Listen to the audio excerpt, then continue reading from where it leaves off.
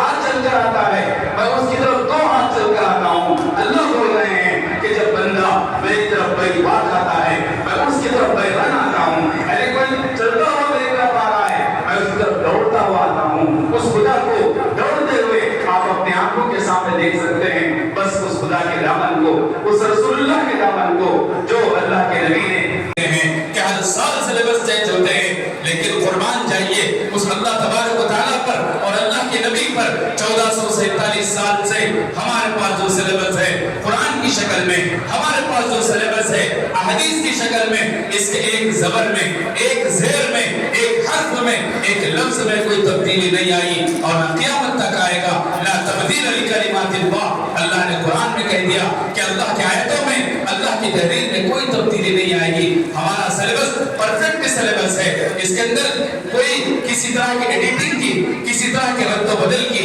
اور کسی طرح کی ترمیم کی کوئی گنجائش نہیں ہے. ایسا قرآن اور ایسا حدیث ہمارے پاس ہے. اس لیے میرے بھائیوں, آج کی اس مبارک رات میں اس عزم اور اس ارادے کو کرنے کی ضرورت ہے کہ قرآن کے قریب ہو جاؤں گا, میں حدیث کے قریب ہو جاؤں گا, میں رسول اللہ کی سنتوں سے اپنی وابستگی کا اظہار کروں گا, پیارے نبی کی سنتوں کو میں جانوں گا, میں علماء اپنے دوست. علامہ اقبال کہتے ہیں, علامہ اقبال کہتے ہیں کہ ہم تو مائل بکرم ہیں, کوئی سائل ہی نہیں, راہ دکھلائیں کسے کوئی راہ رہے منزل ہی نہیں. تو لہذا پر کماندے ڈال دے, دنیا چاند کے اوپر جا کر ہوٹلیں قائم کر دے, اپنا بسیرہ بسا لے, اسپیس میں جا کر سب کچھ کر لے, لیکن مسلمان کی کامیابی